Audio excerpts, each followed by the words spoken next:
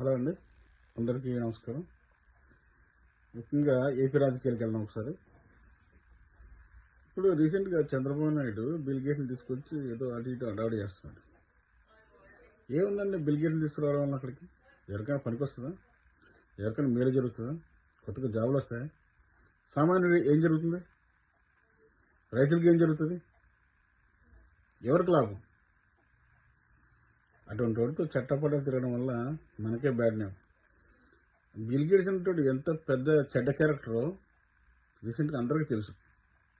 And నీకు పిల్లగానే వచ్చేస్తుందని చెప్పి తీసుకొచ్చానట్టున్నాం. ఆ బిల్ గేట్స్ అనే వాడి పేరు ఎఫ్స్టీన్ ఫైల్స్లో 2638 సార్లు పలికారు, మెన్షన్ చేశారు. ఈ ఎఫ్స్టీన్ ఫైల్స్ అంటే ఇది చిన్న స్టోరీ, ఒక నిమిషం చెప్తాను.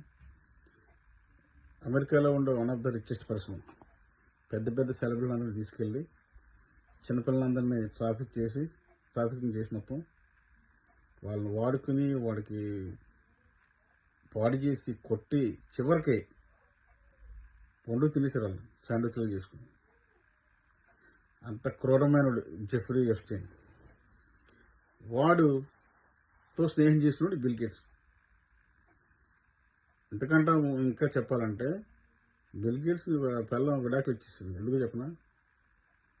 వాడికి వివాహేతర సంబంధాలు ఉన్నాయి, వేరే అమ్మాయిలతో పరిచయాలు ఉన్నాయని చెప్పి తెలిసిపోయి ఉండలేక వెళ్ళిపోయింది. బిల్ గేట్స్కి సుఖవ్యాధులు ఉన్నట్టు ప్రపంచం మొత్తం తెలుసు. మన పచ్చ ఛానల్లో కూడా వచ్చింది అది. ఇటువంటి వాళ్ళు తీసుకొచ్చి ఏం చెప్పాలనుకున్న ప్రజలకి? ఏంటి బిల్ గేట్స్ అంటే గొప్ప? ఎవరికి లాభం మన వాళ్ళు? మన పెద్దలు చెప్తూ ఉంటారు, అదే చెడ్డవాళ్ళు తిరగకుంటారు, మీరు కూడా పాడైపోతారని. అంతెందుకు మన జనరల్గా సింపుల్ ఎగ్జాంపుల్ చెప్తాను నేను. ఒక కుళ్ళిపోయిన స్ట్రాబెర్రీని తీసుకొచ్చి ఫ్రూట్ని ఒక 10 మంచి స్ట్రాబెర్రీలు మధ్యలో వేసాం అనుకో, రెండో రోజుకి అవి కూడా కుళ్ళిపోవడం స్టార్ట్ అవుతుంది. సో ఇటువంటి పనికి మనల్ని తీసుకొచ్చేసి రాష్ట్రం మీద రుద్దకండి. అప్పుల్లో మీరు జాబ్ వస్తుంది అని చంద్రబాబు, లోకేష్ ఏమో జాబ్ క్యాలెండర్ వస్తుంది ప్రతి సంవత్సరం. ఇది సొల్లు కబుర్లు. మీకు యాడ్ చేసిన కుర్రాడు బాబు గారు వస్తే జాబ్ వస్తుంది చెప్పాడు కదా, వాడికి కూడా జాబ్ లేదు. ఉన్న వాలంటీర్ జాబులు మొత్తం తీసేసారు. రైతులకు ధర లేదు, పత్తి రైతు ధర లేదు, మిర్చి రైతు రోడ్డు మీద ఏడ్చాడు, టమాటా రైతు ఏడ్చాడు, అరటికాయ రైతు ఏడ్చాడు. ఎవడు బాగున్నాడు రాష్ట్రంలో? నిన్న ఒక అమ్మాయిని ఒకరు చంపేసి మొత్తం టబ్బులో పెట్టేశాడు.